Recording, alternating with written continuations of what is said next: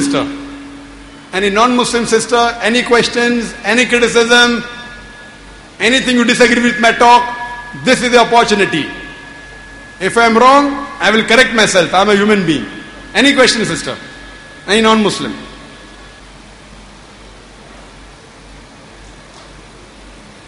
Any non-Muslim sisters are there? I thought that the people of Kerala were bold. And the non-Muslims are very bold. Or the non-Muslims have not come here. Any non-Muslims, any question on Islam and comparative religion? Even out of the topic, no problem. We'll make exception for you.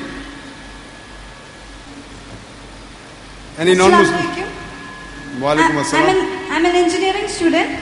When I spoke to one of my non-Muslim friends about idol worship, she said, when you pray standing in front of idol, some kind of waves pass on to the idol, it undergo total internal reflection and then reflects back so that the person attains some kind of energy. What is the proper answer for this? Especially the complicated structure of Ganapati. Sister asked the question that one of her non-Muslim friends said that when she stands in front of the idol, certain rays goes and comes out from the idol and certain complicated things happen and maybe she gets transformed. So what's the reply? Sister first asked her that which verse of a scripture says this? Which verse of the scripture says this? That I should stand in front of an idol. There is no verse in any of the scripture unless she wants to form a new religion. If she wants to get a new religion, then we can discuss that also. And point number 2, that she is standing in front of the idol and the idol gives a transformation to her. If the idol falls, most probably the idol will break. So if the idol cannot help himself, how will the idol help you? So what is the reason for you to stand? What transformation do you want? If you are talking about salvation, so that you get eternal bliss, eternal peace, it is only by knowing the true God.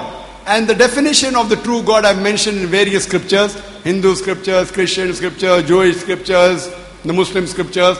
All of them say that this Almighty God has got no image, He has got no idol. Yes, you can stand in front of many things and can get a transformation. You can stand in front of a lion and you can get a transformation. You will get scared. Something will happen to you, all the rays will go in and out. That doesn't mean the lion is God. If you stand in front of a lion, not in a cage, not in a zoo, in the open jungle, surely something will happen to you, in and out. That doesn't mean the lion becomes God. So standing in front of something and something happening, that's no reason that that idol becomes God. The sister, as I mentioned in all the scripture logically, that God is our creator, He is our protector, He is our savior, He is the only one who can give us eternal guidance, and this idol will not be able to guide you. And especially you mentioned about this Ganesh, you said. Sister, you have to ask your friend, assuming that she is a Hindu, the moment she says Ganesh, an idol, how did this Ganesh come into existence? You have to ask your friend that how did this Ganesh come into existence? So a friend will tell you that one day Shiva, he goes for an expedition and he goes out. So his wife Parvati, she takes out dirt from a body and she creates a sun and tells the sun that stand at the gate of the house and guard it and don't allow anyone to come, I am resting. After a long time, Shiva comes back and this young boy, he prevents Shiva from entering the house. So Shiva, he gets infuriated that who is this young boy trying to prevent me from entering my own house? So he chops off the head. Imagine Shiva, supposed to be one of the three of the Trinity in Hinduism, he could not recognize his own son. So how will he recognize you and me when we are in trouble? So he chops off the head of this another god, and the head goes so far away that Shiva can't get it back. So he tells the people that the first animal you come across, chop off the head of the animal and get it to me. So the first animal they come across is an elephant. So they chop off the head of the elephant and get it to Shiva, and Shiva puts the head of elephant on his son. And you have Ganesh. So you ask your friend, do you believe in such a God? He says, no. This is just mythology. This is mythology. So ask them, do you believe in such a God? The father could not recognize the son, and the head is chopped off. So the main God helps the other God, Ganesh. So what you have to ask, that we believe in a God who is all powerful. He does not require anyone. He is independent. He is self-sufficient. So we believe in the supreme almighty God. And these idols, they are not God. That's what is mentioned in the scriptures.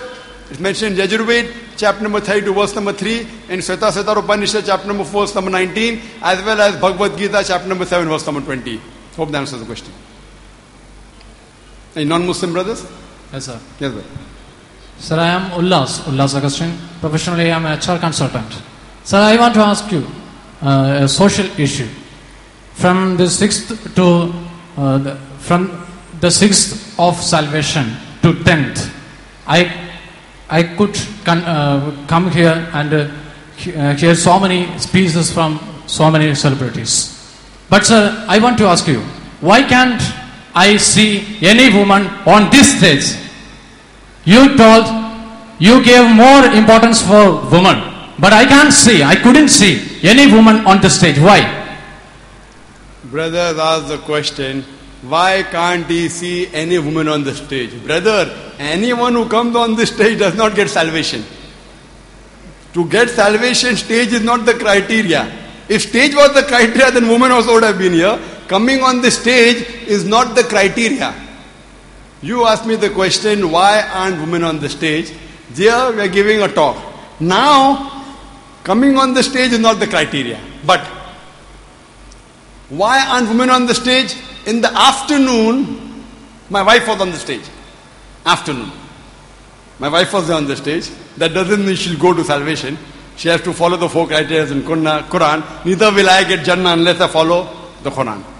Now, so women have come on the stage, and my wife was there just a few hours back in the afternoon. But we do not believe in intermingling of sexes. Intermingling means mixing. We believe in segregation of the sexes because we believe in modesty. So what we believe, that women have got equal rights, equal but separate facility. So that's the reason when my wife gave a talk, there were only women, men not allowed. So someone will ask that why aren't gents on the stage? No intermingling. Neither in the prayer of worship. In the place of worship in a mosque, women are allowed. Equal but separate facility. If there's intermingling of sexes in the place of worship, people will come more for bird watching than for praying. And that's what you see in most of the place of worship. I don't want to name it. You may have experienced it. People come more for bird watching, bird watching, than for praying. What we believe, we respect our women folk, we give them equal facility, but separate. We don't believe in foreign, namera men and women, like going on the street, hand in hand, walking together. We believe separate but equal facility. So this is for modesty, which is even mentioned in the Bible, about the modesty. That's the reason the women wear hijab. They are covered up. The complete body is covered. The only part that can be seen is the face and the hands up to the wrist. Some scholars say that even face should be covered. This is for modesty. That does not mean we subjugate her. We love her and we protect her. That's the reason, brother. Have you gone to the pavilion? Brother, have you gone to Salvation Pavilion? Yes or no? Yes. You have gone? Yeah. Did you? No. Yes. You have gone? Yes. So if you go to the Salvation Pavilion, there is a section on women. About the modesty of the woman, about the hijab for the woman, about the various roles and rights for the woman. If you read that, you will realize that Islam and Prophet Muhammad, peace be upon him, Prophet Muhammad, peace be upon him, was the major benefactor to give equal rights to women. We believe in equality, but we don't believe in identicality. And you see my talk on women's rights in Islam, that will give you more information on the rights of women in Islam. Hope that answers the question. Any other non-Muslim? Is there any non-Muslim in the queue? Any other non-Muslim? Any non-Muslim sister would like to ask a question?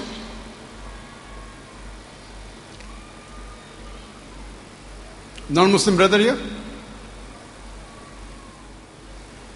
Yes, brother, most welcome. Assalamu alaikum. Alaikum Dr. assalam. Zakir. Actually, I'm a Muslim. My name is Yusuf, and I'm a student coming from Bahrain. The first question I have is to ask for a non-Muslim friend of mine, that's Jijo Joseph. Actually, I'm translating for him the question. He asked me the question that whether there is anywhere mentioned in the New Testament that Prophet Muhammad ﷺ is the last prophet. The brother has a question that is it mentioned in the New Testament anywhere that Prophet Muhammad, peace be upon him, the last prophet? He's not mentioned as last prophet, but as I quoted in my speech, the Gospel of John, chapter number 16, verse number 11 to 14, it says, Jesus Christ, peace be upon him, says, I have many things to say unto you, but ye cannot bear them now. That means Jesus Christ, peace be upon him, had a lot of information to give to his people. But he told them, you cannot bear them now. For he, when the Spirit of truth shall come, talking about Prophet Muhammad, peace be upon him. For he, when the Spirit of truth shall come, he shall guide you unto all truth. He shall not speak of himself, all that here shall he speak. He shall glorify me. So here it refers to Prophet Muhammad, peace be upon him, that he will come later on. Because now the humankind, they were not yet matured enough to receive the message. So that's the reason he said that when he will come, he shall guide you unto all truth. Referring to there is another messenger to come. And there are several other prophecies all talking about another messenger, another prophet. All this refers to Prophet Muhammad, peace be upon him. Hope that answers the question. Any sisters have any questions? Any non-Muslim sister will be preferable. Non-Muslim sister, non-Muslim brother. Any questions? The non-Muslims in between also, if they want, they can come and they can break the queue. This is the opportunity. Any questions on Islam and comparative religion? You're most welcome. Yes, sister. Assalamu alaikum. I'm an engineering student. The way to salvation includes life after death. It is said that the dead body will experience pain after death. Then how is it possible to donate body parts after death, and how to use dead bodies for the dissection studies in medicine? Is it right to do so? Sister asked a question that salvation also means believing in life after death. So after death also the body will feel pain. So is it right to dissect dead bodies? Sister, what information you are giving is right, but it's slightly mixed up. We do believe, according to the Quran, that human beings come in this world once, and first we were dead, Allah gave us life. We'll come in this world, again we'll die, and He'll resurrect us. So when we die, Allah will again resurrect us. Once He resurrects us, then we can feel pain, based on the verse of the Quran of Surah Nisa, chapter number 4, verse number 86, which says that as to those who reject our signs, we shall cast them in hellfire, and as often as their skins are roasted, we shall give them fresh skin so that they shall feel the pain. So Quran says that all those who reject our signs, we shall cast them in the hellfire, and as often as their skins are roasted, we shall give them fresh skin so that they shall feel the pain. Previously we did not know. We thought only the brain was responsible for feeling of pain. Recently, 50 years back, or a few decades earlier, the medical doctors, they discovered that there were certain receptors in the skin which is known as the pain receptors, which are also responsible for the feeling of pain. That is the reason when a patient of burn injury comes, the doctor takes a pin and pricks it in the burn. If the patient feels pain, the doctor is happy. The pain receptors are intact. It's a superficial burn. If the patient does not feel pain, the doctor is sad. It's a deep burn. The pain receptors have been destroyed. So Almighty God says, as often as their skins are roasted, we shall give them fresh skin so that they shall feel the pain. Now this is talking about the next life. Life after death. But this is after resurrection. What you're talking about is when a person dies. And after he is dead, if we dissect for a particular cause, now mutilating a body unnecessary is haram in Islam. But here, if you do it for knowledge, so that we can save other human life, then it's permitted. Like the medical students in the first year, in the subject of anatomy, and when I was in the first year, even we dissected bodies. Now this is for a purpose. It is for a purpose for us to learn this technique, this knowledge of medicine, so that we can save human lives. So in this condition, doing dissection on a dead body, on a cadaver is permitted. It is not prohibited.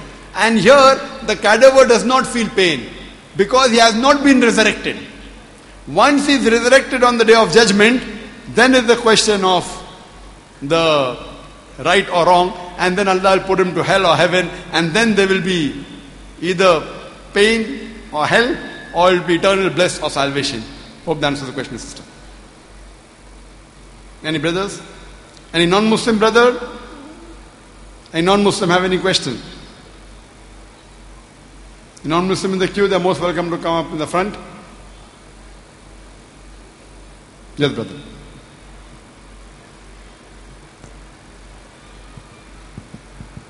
Assalamu alaikum.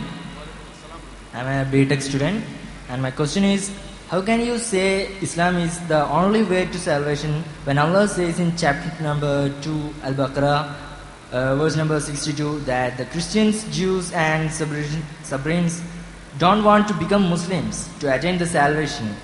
It only suggesting them to believe in Allah and last day and does righteous good deeds to attain salvation. Brother asked the question that how can a person say that Islam is the only way for salvation when it's mentioned in the Quran in Surah Baqarah chapter 2 verse number 62, and he quoted a verse of the Quran, and I'll give the translation. What the Quran says in Surah Baqarah chapter number 2 verse number 62 is that whether you be a Jew or a Christian or a Sabian, if you believe in Allah and you believe in the last day, then you shall be saved. Now this verse of the Quran, you should know what is the Nuzul Quran. Why was this verse revealed? What is the context? Now if you go to the context and you go to the background, it refers to that many people came to the Prophet and told that we were Christian, we were Jews, we did shirk. Can we get salvation? So the Prophet said, irrespective, whatever were you, whether Jew or a Christian, whatever you were, as long as you believe in Allah, you believe in Almighty God, then, and you do good deeds, you shall go to Jannah. So this does not mean that a person remains a Christian and believes Jesus Christ, peace be upon him, is God. Even if you read the Bible, Jesus Christ, peace be upon him, never claimed divinity. And that's what the Quran says in Surah Ma'idah chapter number 5 verse 72, that they are doing kufr, those who say that Jesus, son of Mary, is Almighty God. So that does not mean, what it means that irrespective of what your past was, as long as you believe in Almighty God, believe in Allah and do righteous deed, then you shall go to Jannah. Hope that answers the question. Any sisters?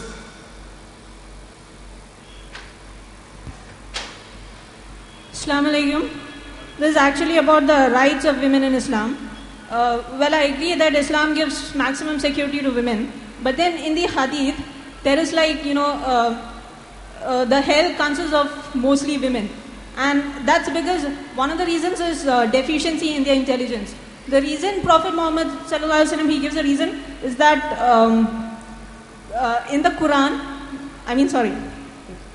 the deficiency in intelligence is due to 2 women witnesses are equal to 1 man witness. But whereas according to the Quran, it is 2 women witness is equal to 1 man witness because due to their deficiency in intelligence. And then he also says deficiency in religion, which is not actually our fault. So what is this thing for that?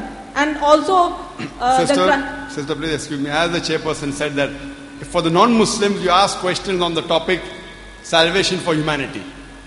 So if you ask the question for salvation, it might be preferable. Yeah, okay. For women's salvation, satisfaction of the husband is also a criteria. So, I mean, he's also a human, right? So, he could be a good slave, she also could be a good slave of Allah. But then, if she annoys him a little bit, I mean...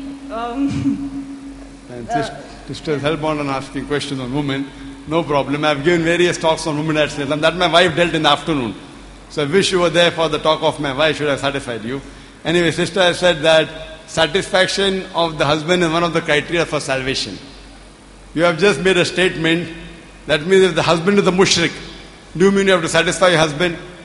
There are various pros and cons. Whenever there is a hadith, you have to see the pros and cons. That does not mean if the husband is going against the wishes of Allah and His Rasul and you satisfy him. There are various hadith. Yes, there is a hadith which says that if a wife, which if you go to the pavilion on the women section, there's a hadith, the Sahih hadith, in which the Prophet said that if the wife dissatisfies the husband in the night, so the whole night the angels will curse her. All this is in context. It means that but naturally the husband is good, following Allah and His Rasul. That does not mean that if husband wants you to do something against Allah and His Rasul, if the husband is having alcohol and you don't get angry with him, then it's in context. Same way beloved Prophet said that the best of the believer is he who's the best to his family, especially the wife. This is the hadith of the Prophet. That the best of the mu'min, a man, is the one who's the best to his family, especially the wife.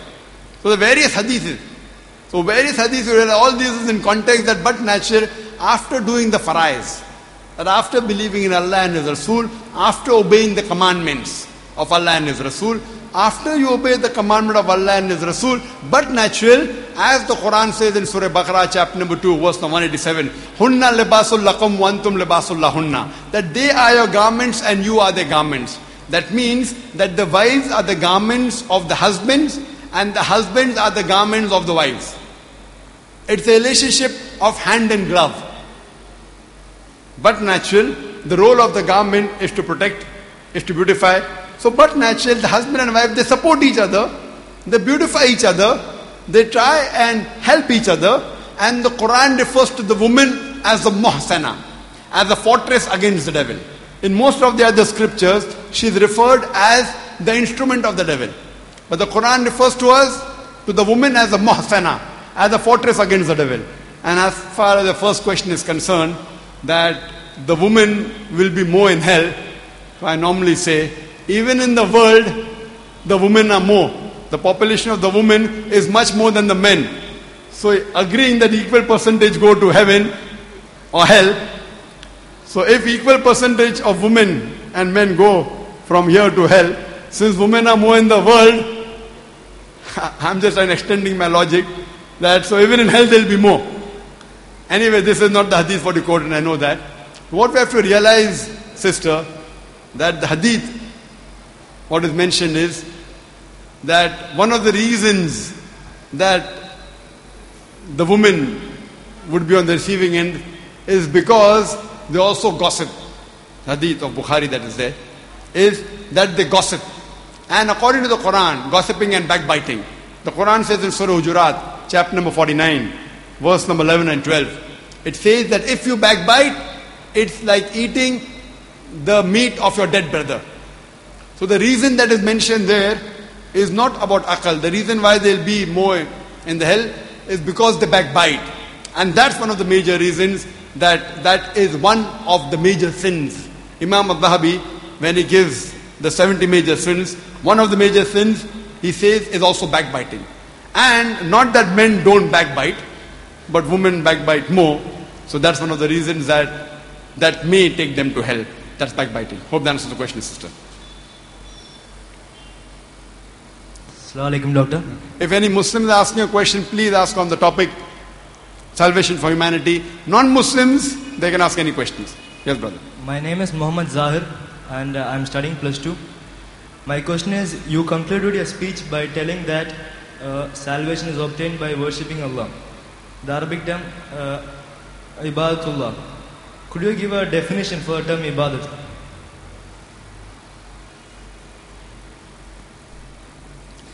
That was a question that I said that salvation can be obtained by worshipping Allah subhanahu wa ta'ala. That's ibadah of Allah. What is the definition of ibadah? Ibadah comes from the Arabic root word abd, which means slave. So ibadah means servitude, means obeying. That we say we are Abdullah, means the slave of Allah, the servant of Allah. Abd means worship. It also means obeying. So whatever commandment Allah has given, if we are obeying it, we are doing ibadah. One of the highest form of ibadah is salah. As our beloved Prophet Muhammad said, mentioned in Sahih Muslim, that the difference between iman and kufr is salah. So salah is one of the highest form of ibadah. After tawheed, the second pillar, it is salah. And then zakat and roza. So all these, so whatever commandment Allah has given in the Quran, we obey it, it's called as ibadah. Hope that answers the question.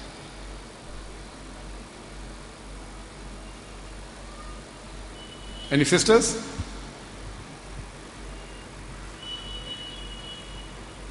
Assalamu alaikum, Brother Zakir.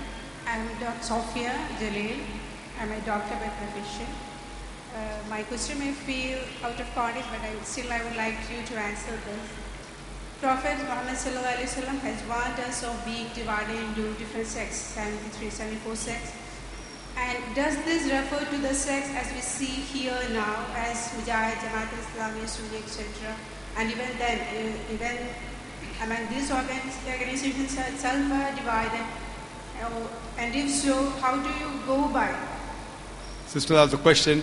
She's referring to hadith of Tirmidhi, the Sahih Tirmidhi, hadith number 2365, where the beloved Prophet Muhammad said that the Jews were divided into 71 sects, Christians 72 sects, and the Muslims will be divided into 73 sects, and all will go to hellfire except one. And the person asked, which one? The Prophet said, those who follow me and the companions. Those who follow Allah and His Rasul, the Quran and Sahih Hadith. So sister asked the question, does it mean that the Mujahid can you call Mujahid a different sect, Jamaat Islam a different sect, and Sunni different sects? Sister, these are organizations. These are not sects. So making an organization, making a Jamaat is good. Because Islam always believed in Jamaat. Like when we offer Salah also, our beloved Prophet said, you will get 25 times more, 27 times more sawab if you do Salah in Jamaat. So for doing Islamic work, doing in Jamaat is very good. It is encouraged. So these are organizations. This does not mean sects. There can be 1,000 organizations. But the organization that you join should be following Quran and Sunnah. If they follow Allah, His Rasul, then that's the right organization. So organizations can be many. But whichever organization you join, that organization should be an organization following Quran and Sahih Hadith, following the commandment of Allah and His Rasul. So if you join an organization following Allah and His Rasul, the name does not matter. But the name may be very good. But if it does not follow the commandment of Allah and His Rasul, then it's a wrong organization. The name may be any good Islamic name or Muslim name or whatever it is. But we should see the criteria, the fundamentals, the objectives of that organization, and how much do they follow Allah and His Rasul. As the beloved Prophet said that all the sects will go to hell except those who follow the Prophet and his companions. And the Prophet also said in another hadith that the best generation is this generation of the Prophet, then is the next generation, then is the next. So best to follow Islam, you have to follow the Quran, number one. After the Quran, the sayings and the actions of Prophet Muhammad sallallahu alaihi wasallam. You first look in the Quran. After the Quran is the sayings and the actions of Prophet Muhammad sallallahu alaihi wasallam, Sahih Hadith. If you don't find it there, then look in the generation of the Prophet, that the Sahabas. After that is the Tabain, is the next generation. Then the next, Tabi Tabain. These two generations. So for looking for Islam is the Quran. Next is the Sahih Hadith. Then the generation of the Sahabas, then the next generation, then the next. Only after that, any generation after that, you can use their reasoning. If it matches with the Quran, you follow. If it doesn't match with the Quran, you reject. So therefore, what I say in Islam is zero. What Zakir says in Islam is zero. It's not me saying, it's Allah is saying that Kul Huwallahu Ahad. If Zakir says Allah is one, useless. I am zero in Islam. Allah is saying in Surah Ikhlas, chapter number 112, verse number 1, Kul Huwallahu Ahad. Say Allah one only. Allah says in Surah Ma'idah, chapter number 5, verse number 3, don't have pork. If Zakir says it is useless. But after the 3 generations, anyone says something which matches with the Quran and with the Sahih Hadith, you take it. That is the reason Allah says in the Quran in Surah Nisa chapter number 4 verse 59, Atiullah, Atiur Rasul. Obey Allah and obey the messengers. And those who have been given the authority, means the knowledgeable people. But the verse does not end there. It continues. But if they differ, go back to Allah and His Rasul. So today there are many knowledgeable people saying many things. Now if they are saying 2 different things, who do you follow? Obey Allah, obey the messengers and those who have been charged with authority, the knowledgeable people. But if they differ, go back to Allah and His Rasul. So ask that knowledgeable man, you say this, where do you get this from? What is the reference? Which verse of the Quran? Which hadith? Is it Sahih? Is it Zaif? Is it Maudu? So today whenever any knowledgeable person says something, if 2 knowledgeable people say 2 different things, go back to Allah and His Rasul. Go back to the Quran, go back to the Sahih Hadith. And then you have to decipher who is correct. If all the knowledgeable people say same thing, that offer 5 times salah, then you don't have to refer to the hadith. All are saying the same. All say you have to give zakat, then don't have to refer to the hadith. All say that 2.5% zakat, so it's the ijma. But when they differ, then check up which scholar or which knowledgeable man is following the Quran and Sahih Hadith. So if you are with that group which follow Quran and Sahih Hadith, you are the group that will go to salvation. Hope that answers the question.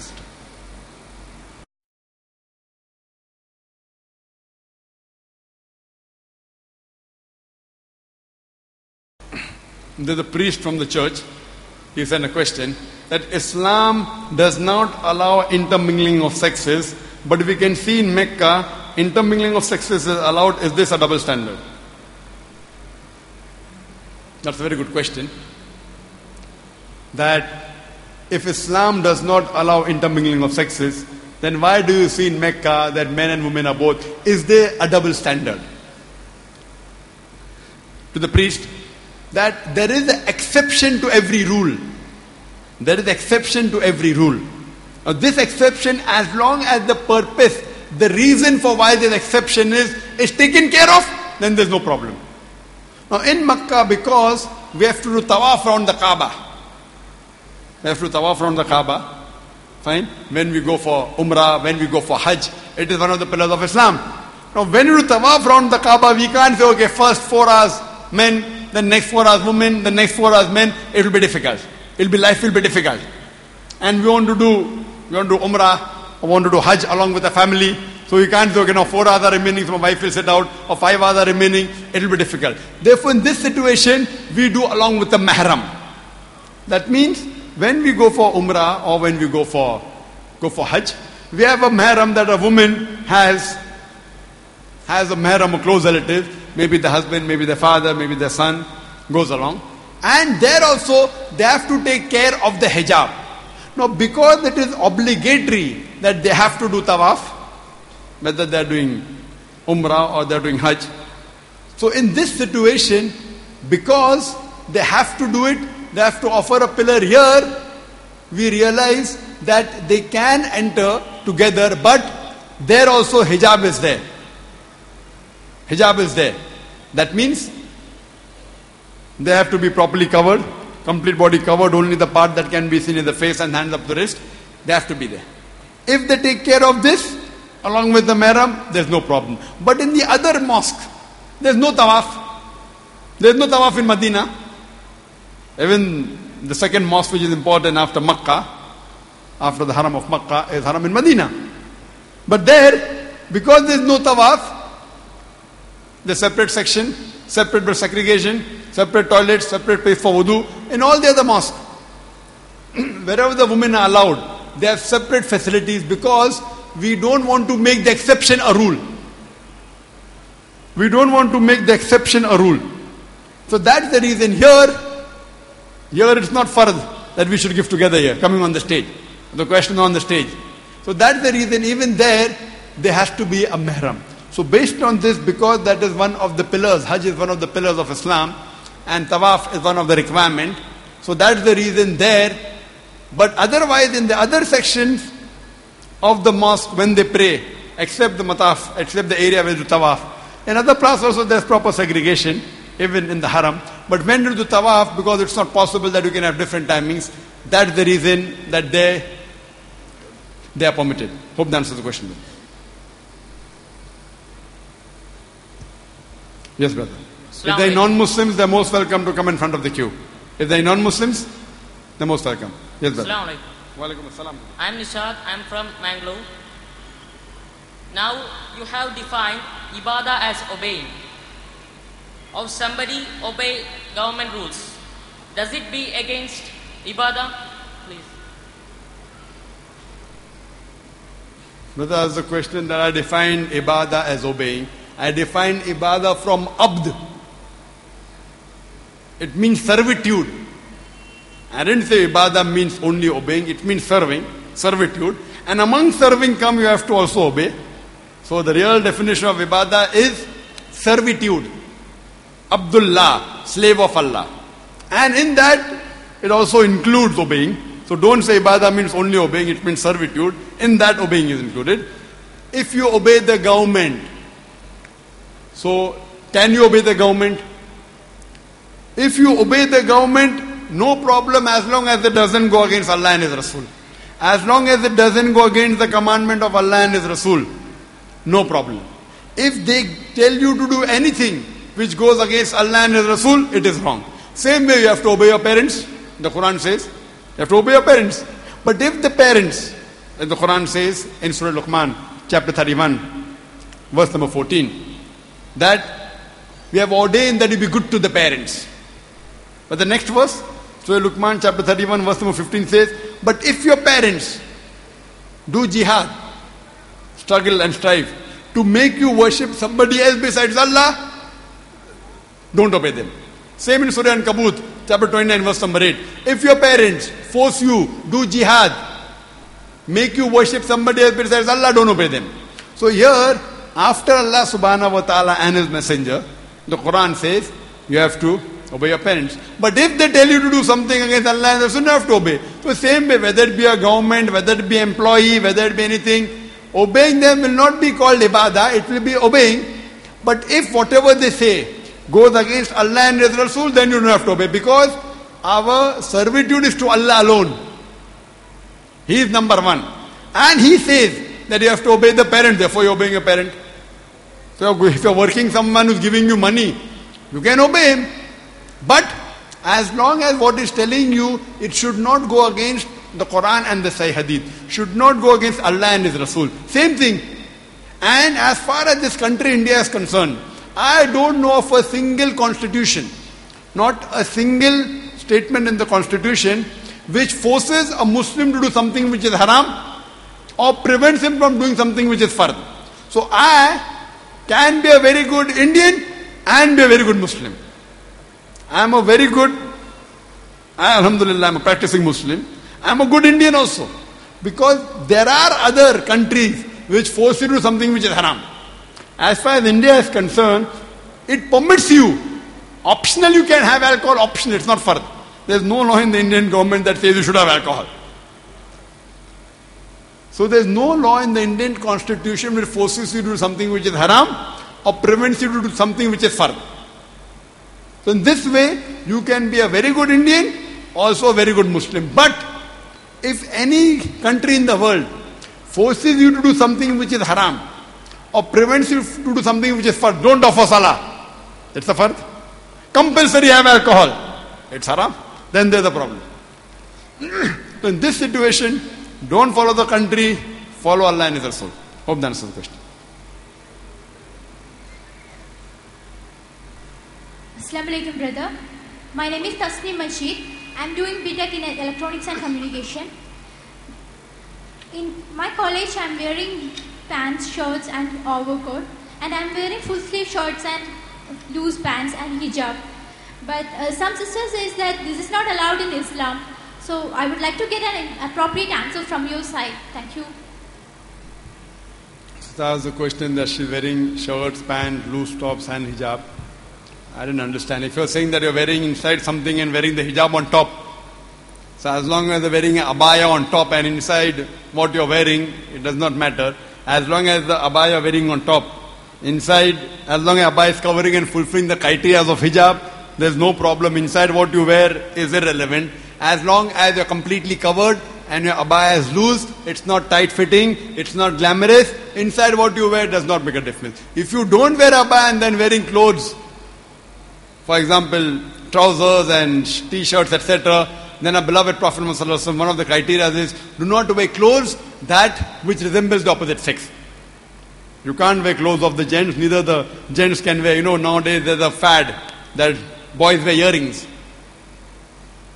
So all these wearing clothes of the opposite sex is prohibited by the Prophet, also is prohibited in the Bible. If you read the Bible in the book of Deuteronomy, chapter number 22, verse number 5, it says that the men should not wear clothes that of a woman, and a woman should not wear clothes that would pertain to a man. All that do so, they are an abomination to the Lord. Hope that answers the question, sister. Assalamu alaikum, Zakir Bhai. I'm Shafiq Mehtar, a communication engineer. I'm here on behalf of my friend, a Hindu friend called Ajit. His question is, does Islam entertain birth control? If not, how can we justify that? Thank you.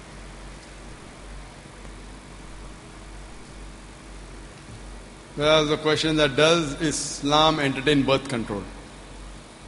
There's a difference between birth control and difference between family planning. Family planning is individually can be done by any family. Birth control is a law by the government. Birth control, compulsory. Like how we have in China. So technically, I being a medical doctor, the difference between the word family planning and birth control. Family planning. Yes, I understand that. Therefore, I'm clarifying and then giving the answer.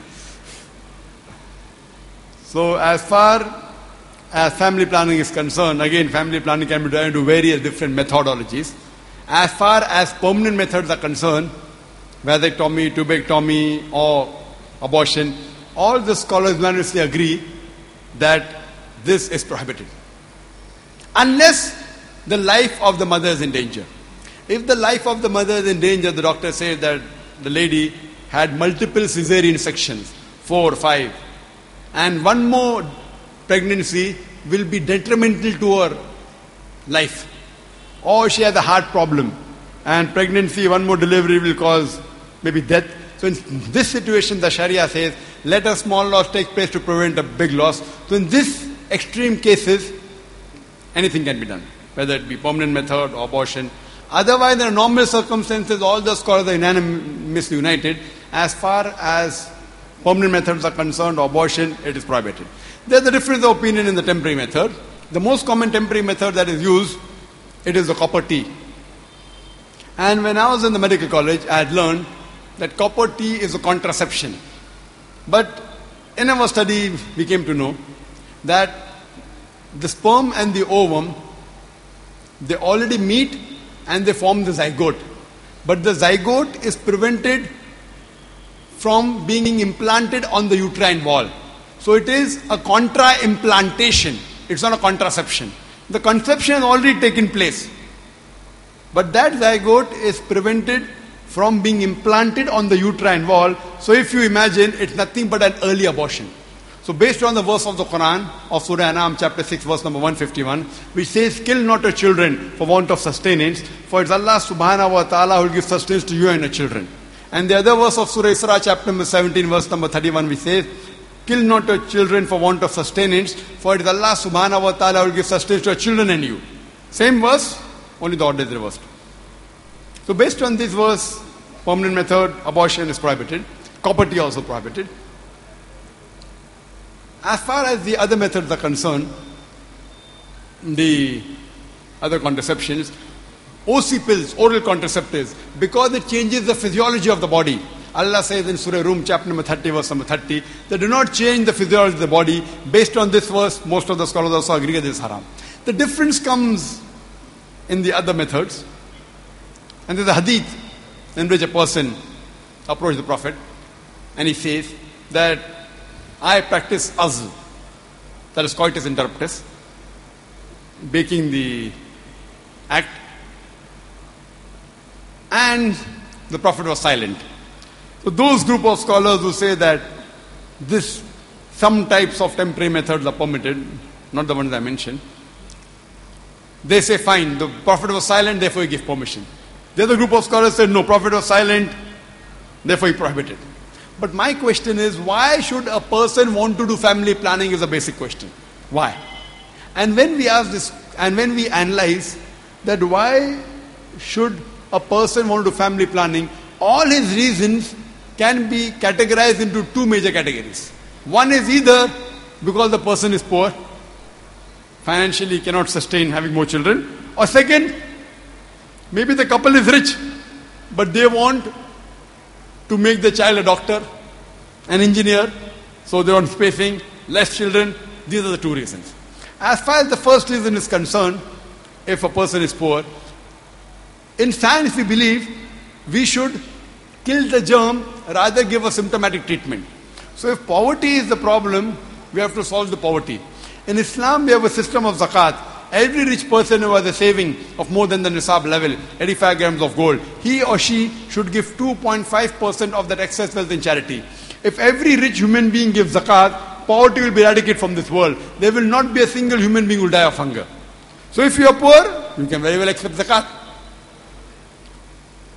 But population is boon, it is not a bane. That's the reason we know it's in country like India where they say ek ke baad abhi nahi, do ke baad kabhi nahi. And after one, not now, after two, never. Hum do, hamare do. We two and our two.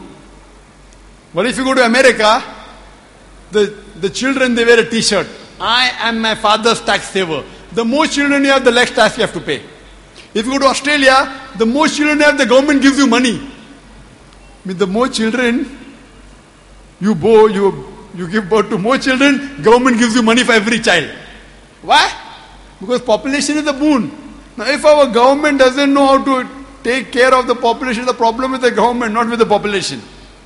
Today, do you know, the two countries which are supposed to be superpower in the near future, it is China and India. Why? And Japan says in the next 20 years, few years back they said, India will be a superpower. Why? Because for a manpower. So you should know how to utilize the population. The population is a boon, it's not a bane. Furthermore, coming to the second reason. So if you analyze the Quran, as I mentioned earlier in Surah Anam chapter 6 verse 151 says, kill not your children for want of sustenance, for Allah subhanahu wa ta'ala gives sustenance to your children and you. That's Surah Isra chapter 7 verse 31. Surah Anam chapter 6 verse 151 says, to you and your children. Same verse, only the order is reversed. Now Allah subhanahu wa ta'ala does not reverse the order just for the heck of it. There has to be a reason. The verse is the same, but the order is reversed. Surah Anam says, you and your children. Surah Isra says, your children and you. Why? There are certain mufassireens. What they say, the first verse of Surah Anam chapter 6 verse 151 refers to the poor people who think that if we have one more child, even we will die and our children will die. So Allah said, don't worry, Allah will give sustenance to you and your children. The next verse refers to the rich people. Oh, we have no problem of money, but you know, if there's less children, we can make them doctors, we can make them engineers. So Allah says, don't worry, we'll give sustenance to your children and you. So the next verse of Surah Isra refers to the rich people.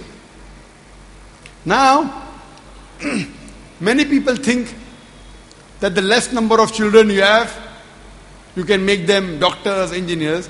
Allah subhanahu wa ta'ala has given a natural method of family planning known as lactation amenorrhea. The moment the child is born, you breastfeed the child, it is mustahab. And automatically there is spacing between the next child, lactation amenorrhea. Furthermore, just for information, I am the 5th child of my parents. If my parents would have done family planning, I would not have been here today. And alhamdulillah, by Allah's grace, I am a medical doctor by profession. I was. Today in society, doctor is supposed to be the best profession, number one. Anyway, I found a better profession, die. And I changed my profession. Quran says in Surah Fussilat, chapter 41, verse number 33, وَمَنْ أَحْسَنُ قَوْلًا مِمَّنْ دَعَا إِلَى اللَّهِ وَعَمِلَ صَالِحًا قَالَ إِنَّنِي مِنَ الْمُسْلِمِينَ. Who is better in speech than one who invites to the way of thy Lord, works righteously and says, I am a Muslim. So I have changed from a doctor of a body to a doctor of a soul for a better profession. But yet, am I a boon or a bane for society? Fifth child. And people have a misconception that less number of children, more the chances they'll be brilliant. If you see the list of Nobel Prize winners, you won't find that all of them are single child of the parent. Some are first, some are one, some are second child, some are third, some are fourth. It's a mixture. So it's a fallacy. It's a misconception that less children you have, you can make them better professional, etc. So therefore I believe that Allah says in the Quran, in Surah Al-Imran, chapter 3, verse 54, Makaru makarallahu wallahu khairul makirin. They planned and plotted, Allah too planned. Allah is the best of planner. If you feel Allah is the best, leave the planning to Allah subhanahu wa ta'ala. If you think you're a better planning, the option is yours. But the best of planner is Allah subhanahu wa ta'ala. Hope that answers the question. I ask pardon for breaking the line. And the previous time I came here, it was an answer, not a question. I shall ask my question here by reading 4 books. No.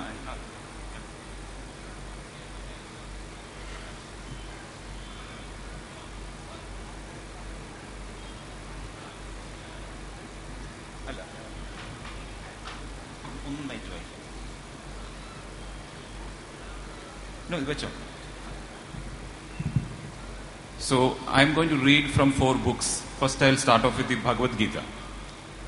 Now I am reading Bhagavad Gita, chapter 9, shloka 11, and then shloka 12. Now I shall read it. Fools make fun of me or deride me when I descend in human form. Krishna is telling Arjuna, fools make fun of me when I descend in human form. They do not know my transcendental nature as the supreme Lord of all that is. Then he goes on to say, those who are bewildered at this are attracted by demons and atheistic views. In that deluded condition, their hopes for liberation and salvation and all activities are defeated. This is from the Bhagavad Gita.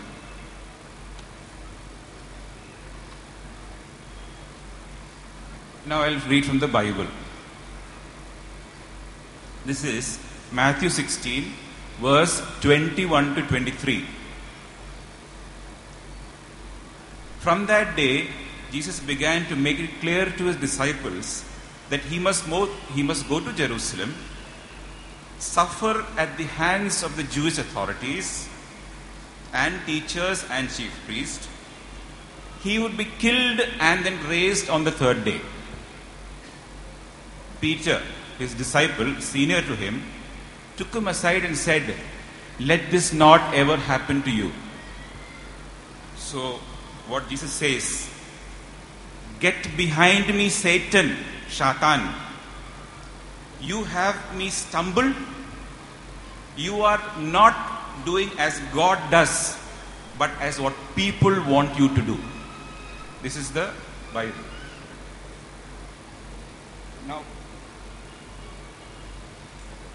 Now this is a book, The Life of Muhammad by Haikal. Here he says, after receiving the first verse of the, I don't know if it's the first verse, the first time he got a verse from Allah, he came home to her and he told her that he feared possession by the devil.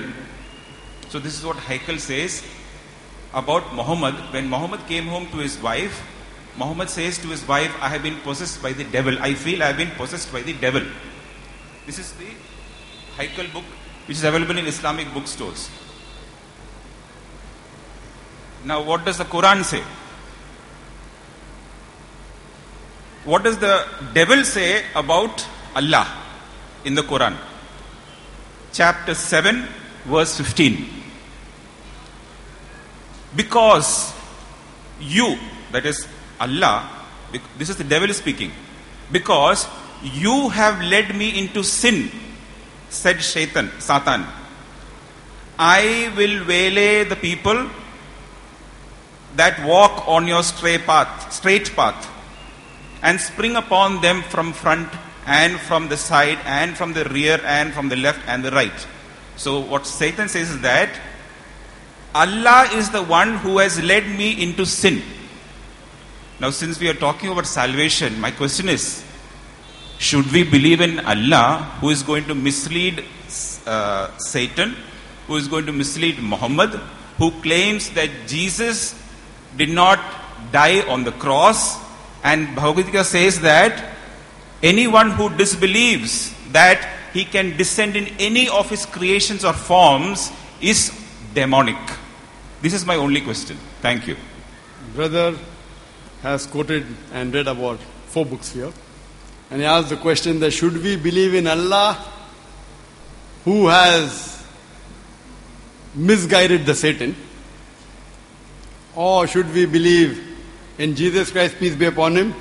And he quoted the Bhagavad Gita, etc. I'll answer each of his 4 books separately.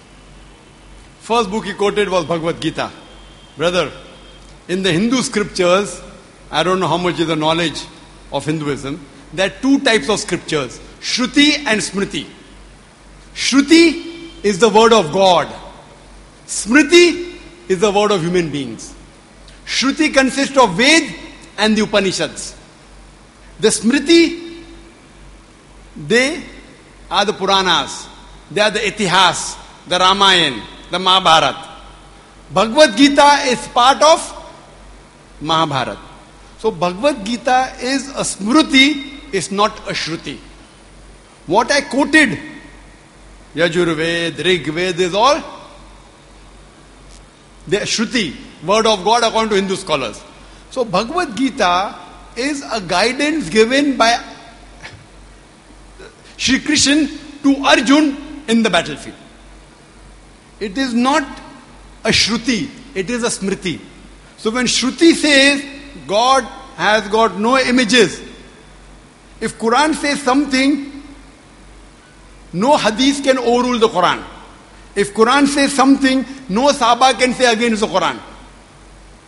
If any word of the companions of the Prophet goes against the Quran, we follow Quran. Or if the hadith goes, we say that hadith is not sahih, it is zaif, it is weak, it is maudu, it is concocted. Fine? So between the Bhagavad Gita and Ved, Ved is superior. No verse of the Bhagavad Gita can contradict the Ved. If it contradicts, you reject it. That is the basic rule. What I quoted to is even Bhagavad Gita I quoted, I even quoted to you Ved as well as the Upanishads. Sveta Upanishad chapter number 4 verse number 19, Yajurved chapter 32 verse number 3, Na tasya pratima asti, of that God there is no pratima, no image, no photograph, no idol, no statue, no thing. Now, if you read Bhagavad Gita, what you quoted, just beside that, chapter number 4, which is a very common, which says that as time passes, yada yada hi dharmasya, glanir bhavati bhagat, that as wherever there is evil, I will come down. Now when we see any verse, we try, if you want to make it authentic, it should match with the higher scripture. This is the rule of analyzing scriptures. So if we have to match, the verse of avatar is nowhere mentioned in the Ved. Do you know that? The word avatar is nowhere mentioned in the Vedas. The Veda speaks about Rishi, about messengers. The Veda does speak about sending human beings, but talking about Rishis and messengers. Now many people, when they hear the Bhagavad Gita, they think that Almighty God is coming in human form. And the Sanskrit word avatar, which you're talking about, av means coming down, descending, tra means coming, descending down, and it says it cannot be God himself coming down, it is God sending someone, if you know Sanskrit. So this is what the Ved speaks about. So what we have to understand, that here Almighty God is telling that God will send a human being on this world. We have no objection. You try and understand God is coming down himself, it goes against the Veda. So when God talks about rishis in the Veda, same thing in the Bhagavad Gita. When it says it will come down, it's talking about sending human being. It doesn't mean God himself coming down, which we have got no objection. God has sent many messengers, 124,000 messengers. You ask me, can Krishna be a messenger? Maybe, maybe not. His name is not mentioned in the Quran. So I cannot say for sure he was a messenger. Maybe he was, maybe he was not. But even if he was only for those people and for that time. Today, you have to follow the last and final messenger, Prophet Muhammad, peace be upon him. Irrespective you are a Hindu, Christian, staying in India, America, Saudi Arabia, the last and final messenger according to the Ved, according to the Bible, according to the Quran, is Prophet Muhammad, peace be upon him. I have many things to say unto you. Now coming to your second, the Bible. Jesus Christ, peace be upon him, said, I have many things to say unto you, but ye cannot bear them now. For he, when the Spirit of truth shall come, he shall guide you unto all truth. He shall not speak of himself. All that he hears shall he speak. He shall glorify me. Who is this person? You say Holy Spirit. It can't be Holy Spirit. Just read few verses earlier, which I told you in my lecture, that for it says, it is expedient for you that I go away. Jesus Christ, peace be saying. Because if I go not away, the Comforter shall not come. Holy Spirit was already there. He was there before Jesus Christ, peace be upon him, was born. He was there when he was being baptized. So shoulder deferred to somebody else, talking about no one but Prophet Muhammad, peace be upon him. Now, Jesus Christ, peace be upon him, says that, again, the passage what you are reading, first I want to know, is it a red letter passage or not? Is it red letter or black letter? There is no red and black in an unabridged version. Correct. In unabridged version, there's nothing red. Everything is red or everything is black? Black. Everything is black. Nothing is red. There's no differentiation. That side. Do you know what is the meaning of red letter? Or no? If you are a student of the Bible, you should know what is the meaning of red. You don't know. Fine. No problem. I will tell you what is the meaning of red. Red letter Bible is the scholars of Christianity, what they have said, that everything of the Bible is not the word of Jesus Christ, peace be upon him. So whatever they have done, they study. What Jesus Christ, peace be upon himself has said, they put it in red. So all the quotations I gave you in my talk, all of them were red letter. Sayings of Jesus Christ, peace be upon him. And if you read the whole Bible, Old Testament, there's no red letter, Jesus Christ, peace wasn't present. In the New Testament, mainly the four Gospels, Matthew, Mark, Luke and John, and a few verses of Revelations, and a few of Acts, and little bit here and then. That's all. If you put it in a newspaper, hardly 1 or 2 pages. So majority of the Bible is in black. Only a small percentage is red. Red letter means the verses what Jesus Christ, peace be upon himself, spoke. Everything is black is somebody else spoke. So first, I always check where is it red or black. Now your unabridged version doesn't do a research only. So where is the question of knowing whether it's black or red? Because everything what you quote, a very small percentage is red. What I quoted to you in my talk, and all of that was red letter. What Jesus Christ, peace be upon him, spoke. Now what you're speaking is third person. That Jesus Christ went there and then he said that he will be killed. So that means it is not the word of Jesus Christ, peace be upon him. It's a third person saying. He talks to Peter in the first person. Peter says, let this not happen to you. What? The torture, the crucifixion, the death and resurrection. Let this not happen to you, Peter says. So Jesus in the first person says, Satan, get behind me. You are going against the will of God. You think as man does and not as God does. Brother saying that when Jesus Christ, peace be upon him, told to Peter that he was Satan, get behind. So what does it mean? So fine. So maybe Peter was a Satan. I have got no disagreement with that. Maybe he was, maybe he was not. That does not change Because when a person asks Jesus Christ, peace be upon, talking about red letter, Gospel of Matthew, chapter number 19, verse number 16, 17, 18. Good master, what good things should I do so that I shall enter eternal life? Eternal life means salvation. So that I go to paradise. He said, why thou callest me good? It's in red letter. Jesus Christ, peace be upon him, replies, why thou callest me good? And there's no good except Almighty God. If you want to enter eternal life, you follow my commandments. In his commandment, nowhere does he say that you believe I am God. Nowhere does he say that I died on the cross for your sin. Now, if you believe so much in crucifixion, I will prove to you from the Bible that Jesus Christ, peace be upon him, was not crucified. Why? Because you laid an allegation that who will you believe in? Then you quoted Haikal, third book, that Prophet Muhammad went to her. You didn't mention who the her was. The her is the wife. People may misunderstand, so don't quote half. Her Khadija was the wife. His first wife. I know Khadija. that. I know that, but the others will not know, because when the Bible says in the Judges, chapter 16, verse number 1, Samson went into her, it refers to something else. So I want to clarify. When Prophet Muhammad, peace be upon him, after he got the revelation, went to his wife, according to Haikal. Now Haikal is not a book of hadith for us. It does not, for us what carries weight? Quran and Sahih Hadith. Yes, we do agree that Prophet Muhammad, peace be upon him, he was shivering and he was scared. He goes to his wife. And his wife, why have you not read earlier ahead? Why quoting out of context? The wife said, you are a man of God, truthful person. God will always protect you. Why are you quoting half? Quote full. And then she pacifies. So I'm just telling. She pacifies him that God will always protect you. Because but natural, when the Prophet got revelation, there are hadiths of Sahih Bukhari, Sahih Muslim. The Prophet sometimes felt heavy, sometimes perspiration, sometimes a bell ringing, sometimes a heavy load. Different style, because he was a human being. He was not God. Come to the verse of the Quran you quoted. That God has misguided the Satan. So what is the problem? Good. He has to misguide the Satan. If he does not misguide the Satan will misguide us.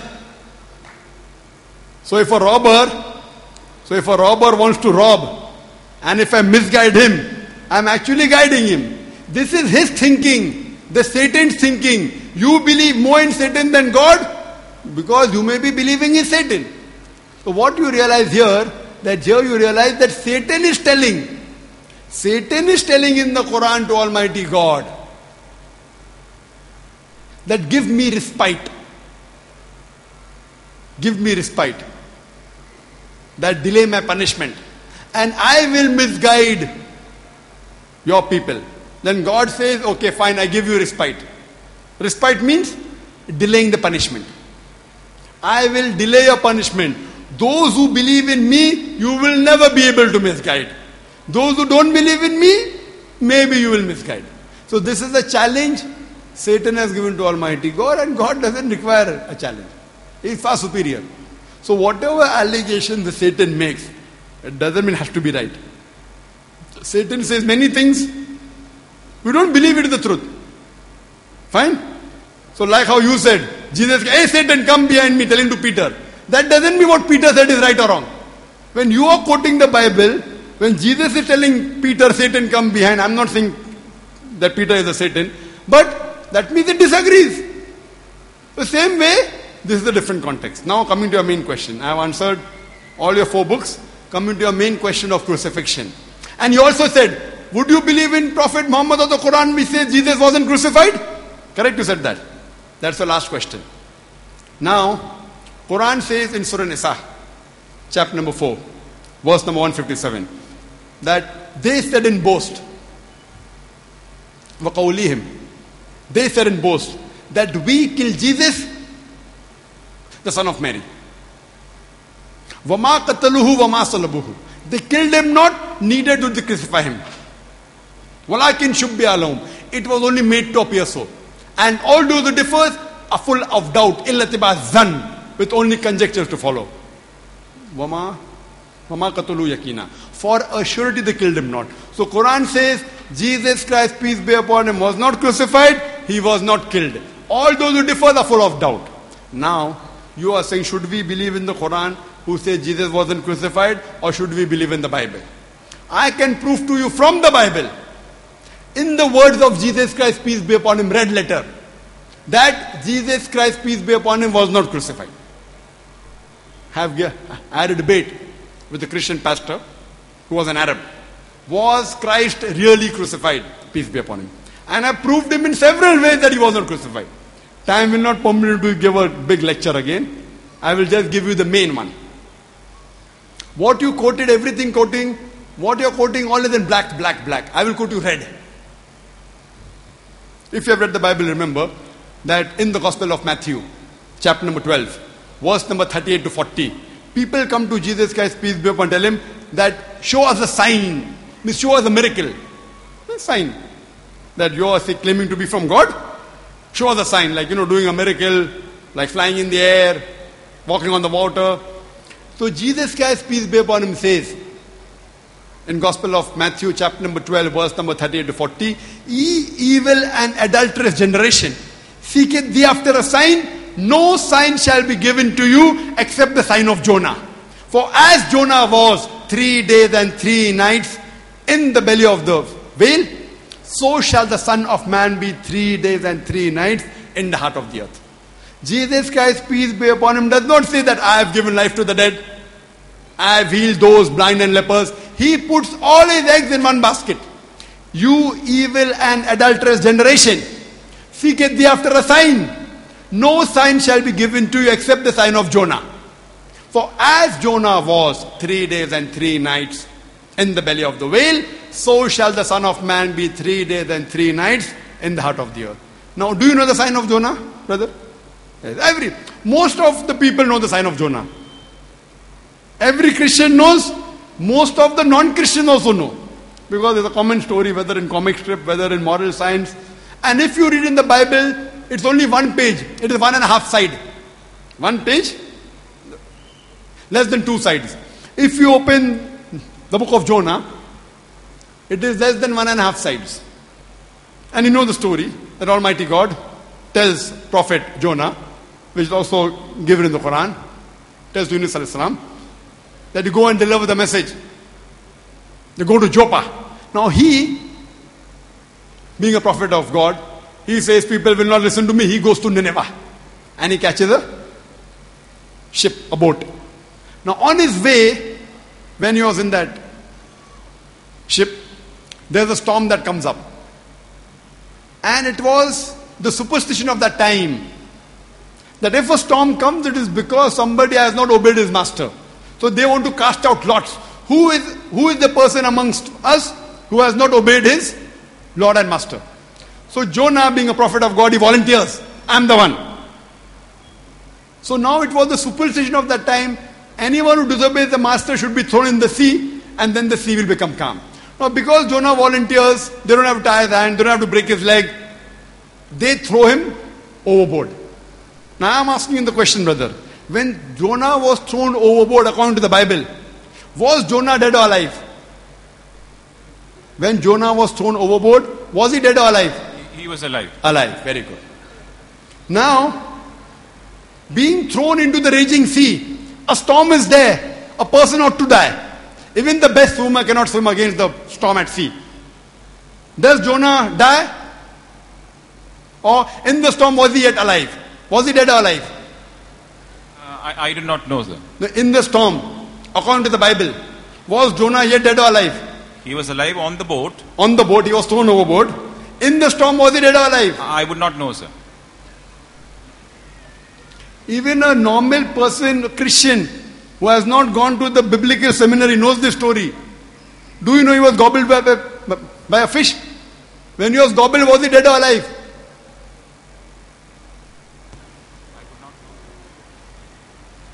Jonah prays from the belly of the ship, dead or alive? So he was alive in the... Jonah prays from the belly of the fish. Was he dead or alive? He was alive in the fish. No, was he dead or alive? In the fish? In the fish he was alive. In the fish he was alive. So he was thrown overboard in the sea, he was alive. In the storm you don't know whether he died. Do you mean to say he died and again he became alive? No. If you don't know, by logic you have to agree he was alive. And I believe you're a logical person, being a dentist. Correct? MashaAllah, you got a BDS degree. You know, being my colleague, an MBBS doctor. So when you are alive in the ship and alive in the belly of the understandable, even if you don't know the tidbits and the details, he has to be. So when he was thrown overboard, Jonah was alive. In the storm, he was alive. A fish comes and gobbles him up, he was alive. He ought to die. Normal person, if he's gobbled up by a fish, he ought to die. It's a miracle. He's thrown in the storm, he does not die, he's alive, miracle. Fish comes and gobbles up, it's a miracle. 3 days and 3 nights, the fish takes him throat. 3 days and 3 nights. A person ought to die. He's alive. Alive? Miracle of a miracle of a miracle. The fish vomits out Jonah on the shore. When the Jonah was vomited out from the fish's belly, what Jonah dead or alive? Alive. Alive. Microphone. Alive. No, I want them to hear. He was alive. Alive. MashaAllah. Miracle of a miracle of a miracle of a miracle. A person thrown overboard in the storm should die, does not die, miracle. Fish comes and gobbles him up, should die, does not die, miracle. 3 days and 3 nights, heat and suffocation, should die, does not die, miracle. He's thrown, vomits out, ought to die, does not die. Miracle of a miracle of a miracle of a miracle. Alive, alive, alive, alive. Easy question. Nothing great, no price for this. Simple. Anyone who knows the basics of Bible should know this. Now, Jesus Christ, peace be upon him, puts all his eggs in one basket. You evil and adulterous generation, seeketh thee after a sign. No sign shall be given to you except the sign of Jonah. For as Jonah was 3 days and 3 nights in the belly of the fish, in the belly of the whale, so shall the Son of Man be 3 days and 3 nights in the belly of the earth, in the heart of the earth. Brother, we know from the sign of Jonah. Jonah was alive, alive, alive, alive. Now for the fulfillment of the prophecy, Jesus Christ should be dead or alive? Microphone. He should be raised alive on the 3rd day. Jonah was 3 days and 3 nights alive. I am asking the question, in the sepulchre, when Jesus was put in the sepulchre after the hellish crucifixion, was Jesus dead or alive? He came alive. Was he dead or alive in the sepulchre? In the sepulchre he was dead. Dead. How was Jonah in the belly of the fish? He was alive. That means Jesus Christ, peace be upon him, Nauzubillah, told a lie. He did not fulfill the prophecy. That means you are laying an allegation against my beloved prophet, which I don't like. Jesus Christ is my beloved prophet. If you told he told a lie, I will get angry. No. See, Jesus Christ said that as Jonah was 3 days and 3 nights in the belly of the whale, so shall the Son of Man be 3 days and 3 nights in the heart of the earth. So when Jonah is clearly alive, I believe my beloved prophet, Jesus Christ, peace be upon him, he cannot tell a lie. Now you are reading which book I don't know. According to your book, according to your Bible, Jesus Christ, peace be upon him, in the sepulchre, he was alive. So if he was alive, that means he did not die on the cross. If he did not die on the cross, there was no crucifixion. F-I-X-I-O-N. It was a crucifixion. C-R-U-C-I-F-I-T-I-O-N. F-I-C-T-I. Fiction, you know fiction? There's a story. If you read the Bible, you get the definition of crucifixion. F-I-X-I-O-N. But now I have coined a new word. Crucifixion. C-R-U-C-I. You know how no God, no God, no God, no God? N-O, no God, N-O, no God. K-N-O-W God, K-N-O-W God. Like that again there is a jugglery of words which you have to be more clarified because you know it is not in written, it's in speech. So it is crucifixion because according to the Oxford Dictionary, crucifixion, F-I-X-I-O-N, means a person should die on the cross. If he does not die, it is not crucifixion. So I have coined a new word, crucifixion. C-R-U-C-I-F-I-C-T-I-O-N. That's what the Quran says. وَمَا قَتَلُوهُ وَمَا صَلَبُوهُ. They did not kill him, neither did they crucify him. وَلَكِنْ شُبِّهَ لَهُمْ. All those who differ are full of doubt. إِلَّا تِبَا zan, with only conjecture to follow. For a surety they killed him not. That's what the Quran says. The final word of Almighty God. If there is the Old Testament, New Testament, this is the last testament. And that was revealed to the last and final messenger, Prophet Muhammad, peace be upon him. He did not come to belittle Jesus Christ, peace be upon him. He came to glorify him. He came to uplift him. So even according to your Bible, Jesus Christ, peace be upon him, was not crucified. So the Savior of humankind, according to you, where is the Savior of humankind? And for more details, for another 20 ways of how to prove that Jesus Christ, peace be upon him, was not crucified, you can refer to my debate, was Christ really crucified, with a pastor, with a man of knowledge. And I proved it to him undoubtedly from his Bible. He does not believe in the Quran. I say keep the Quran aside. You believe in the Bible, from your Bible. So even now, till few minutes before, you believed he was your God and Savior. Today, your Savior was not crucified.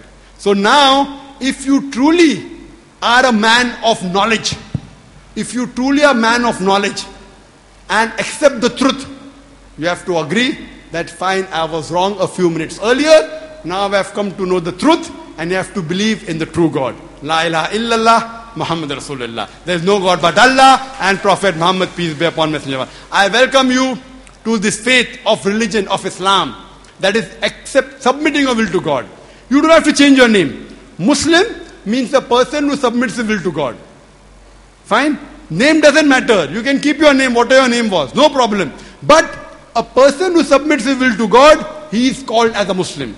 And I welcome you, because it's one of my duties. If I have to get salvation, I have to welcome all my brothers and sisters. I welcome you that you study the scriptures and see my tapes. I have proved it to you undoubtedly. You bought 4 books. You read through those books. I gave the answer to your book. I haven't proved that your Lord and God Savior, you believed in Jesus Christ, peace be upon him. We love him, we respect him. He's a messenger of God, but not God. He never claimed divinity. I know you can quote, your pastors can quote 10 other verses from the Bible saying Jesus is God. I've given all those replies. Go to the internet. Go on the internet on our website www.irf.net. So far, no Christian missionary has replied to them. Not even the Pope. What I'm telling you, it's undoubtedly clear that Jesus Christ, peace be upon him, was a messenger. He clearly mentioned in the Gospel of John chapter number 14 verse number 24, the words that you hear are not mine, but my Father's who has sent me. Book of Acts chapter number 2 verse number 22. Ye men of Israel, listen to this. Jesus of Nazareth, a man approved of God. Approved of God. By wonders and miracles and signs, which God did by him. And you are witness to it. So all these statements clearly testify that Jesus Christ, peace be upon him, was one of the mightiest messengers of God, but he was not God. So I welcome you, and I want you to revert back to the original faith of submitting your will to Almighty God. Hope that answers the question, brother. The organizer is saying that last 2 questions. We'll have last 2 questions. If there are any non-Muslims, they'll be given the first preference. Any non-Muslims? Last 2 questions. Any non-Muslim, last 2 questions they can ask. If not, then we give the Muslim sister a chance. And then finally the Muslim brother here. Yes, sister. Last question on sister's side. Assalamu alaikum. I'm a 12th standard student. My non-Muslim friends asked me that the people who do terrorist acts claim that they get salvation. Does Islam promote this? How do I respond to this question? Sisters asked the question that people who claim that they do terrorist act, they get salvation. Does Islam agree with this? How do I respond? Sister, what do you mean by terrorist is important. See, terrorist by definition means a person who causes terror. When a robber sees a policeman, he's terrified. So for the robber, for the criminal, the policeman is a terrorist. So if this is like a policeman terrorist, I've got no problem, the Muslims can be terrorists. They can terrorize all the criminals. But commonly terrorist means a person who terrorizes an innocent human being. In this context, no Muslim should ever terrorize any innocent human being. But many a times, two different labels are given for the same activity of the same individual. Several decades before, more than 60 years back, there were many Indians who were fighting for the freedom of the country. These people, by the British government, they were called as terrorists. But we Indians, we call them freedom fighters, we call them patriots. Same person, same activity, two different labels. If you agree with the view of the British government that they had a right to rule over India, you have to call these people as terrorists. If you agree with the view of the common Indians that Britishers came to India to do business, they have no right to rule over us, you will call these people as freedom fighters. Same people, same activity, two different labels. So therefore, depend upon who are you calling a terrorist.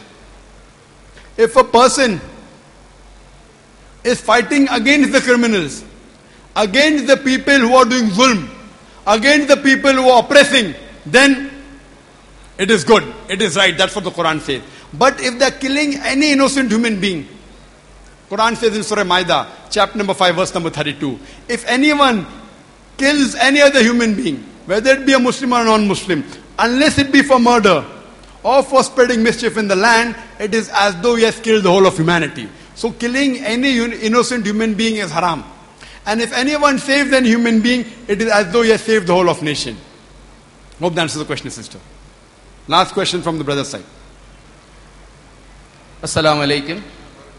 My name is Abdul Rahman, serving in a defense establishment. My question is, in Quran, Sinai, Mount Sinai, or tree olive, or river Nile, etc. have been mentioned. Since Quran, I and every Muslims are believing that it is verses from God, why any other things, any other important mountains or rivers in other parts of the earth, on the earth, is not mentioned? This is the first part of my question. Second part of my question is, it is a continuation of the question I raised on yesterday. I did not get a satisfactory answer as I desired. That question was, out of this 1,24,000 prophets, out of which 25 have been mentioned in Quran, and according to my small knowledge, all these prophets have taken birth in and around Middle East. And yesterday I was told that many prophets have taken birth other parts of the world. Who are they and which are the places? Thank you. The last question was a double question. We will take advantage of it, no problem. So the first part of his question was that Quran speaks about Mount Sinai and Nile. Why not about the other mountains? If the Quran had mentioned about Himalaya, you will say, then why Himalaya? Why not Mount Sinai? So why not this? Why not that? But natural, because Mount Sinai was mentioned, because that was the story of the prophets. Musa alayhi salam. So Musa alayhi salam, because he went on Mount Sinai, if he had gone on Mount Himalaya, there would have been mentioned Himalaya. So your first and second question is linked and I'll answer both together. Because it talks about the story of Musa alayhi salam. Musa alayhi salam lived in and around Mount Sinai. Therefore it speaks about the valley of Sinai. Fine? So same way, depending upon the stories, while narrating the stories of the messengers, whatever geographical locations were there, it came about that. If he speaks about America, the messenger is in the Middle East, so why is he speaking about America? It will be out of context. Coming to your second question, that why out of 124,000 messengers, the 25 messengers mentioned in the Quran, most of them lived in the Middle East? Why? Why not other parts of the world where we believe that messengers were there throughout the world? The reason, brother, is because the Quran was revealed in Arabia. When the Quran was revealed, it was revealed to Prophet Muhammad, peace be upon him, who was an Arab who lived in Arabia. So, and the people around Arabia, there was interaction between the Jews. That's the reason the examples of the messengers of Jews are given. Most of the messengers mentioned in the Quran, majority of them, they were Jews. That does not mean most of the prophets were Jews. Most of the prophets mentioned in the Quran were Jews. Because it says, go and ask the Jews. Ask them to read in the law and the scripture, so and so thing. Now if it speaks to go and ask the Hindu in India, where is the Hindu in India living in Arabia? So who will the prophet speak to? So the Quran is a revelation which was given part by part in a span of 22.5 years. Depending upon the situation, the verses were revealed. So but natural prophet gave the challenges to the Jews. Ask the Jews to call for that and they will not call for that, Surah Baqarah. Ask them so and so thing is mentioned in the scriptures. So but natural, because the Hindus of India did not live in Arabia. That does not mean that messengers were not sent there. So Quran, because it was the last and final revelation, Allah subhanahu wa ta'ala revealed it to Prophet Muhammad, peace be upon him. Because it was revealed to Prophet Muhammad, peace be upon him, and he was born in Makkah, in Arabia, it was revealed in Arabia. It was revealed in Arabic. And Arabic is the language, it's the only language amongst all the sacred scriptures which is yet a living language. All the other languages, Sanskrit, Aramaic, Aric, Greek, all of them are dead languages. Today about 200 million people yet speak Arabic as a language. So because of that, it was revealed at that time, it had to be, it should convince the people of that time. But today, if you do other tests on the Quran, and if you hear my talk on is the Quran God's word, Quran shows you a way known as falsification test. If you want to prove the Quran wrong, do so and so thing. And there are various ways even you can take part in trying and proving the Quran wrong if you want to. And then you will realize that if you try, you will fail. If you try, you will fail. About science, about technology. When now today we check about science and technology, we know that what they have discovered 100 years back, 200 years back, 500 years back, Quran has mentioned 1400 years back. So this, if you realize that this technology, the Arabs were on top of the world. But today when we read the books, it speaks about Europeans, more Westerners. So what we realize, depending upon situation, Allah subhanahu wa ta'ala in His divine wisdom, because the Quran was revealed in Arabia, that's the reason it gave examples of the prophet that came in the near area. It would be absurd to give examples of prophets in India, etc. So Allah subhanahu wa ta'ala is the most wise. And after it spread today, those examples don't carry much weight for us. Quran is a miracle because of various things. Those examples today, for the people of Arabia also don't carry much weight. It carried weight that time. Today it gives you an example in the story about the nature, about the situation. So what we realize, that today we can analyze Quran in various ways, in different fields. Like if you have seen the Salvation exhibition, it spoke about science, it spoke about technology. So all these things today, with all this science and technology, we come to know, the more knowledge we have, the more we come to know that this is the word of God. So today, Quran is the miracle of miracles. It proved itself to be the word of God 14 years back. It can even prove itself today and will prove till eternity. Hope that answers the question. Wa akhiru da'wana alhamdulillahi rabbil alamin. Bismillahir Rahmanir Rahim. Alhamdulillah. Wassalatu wassalamu ala Rasulillah. Respected dignitaries.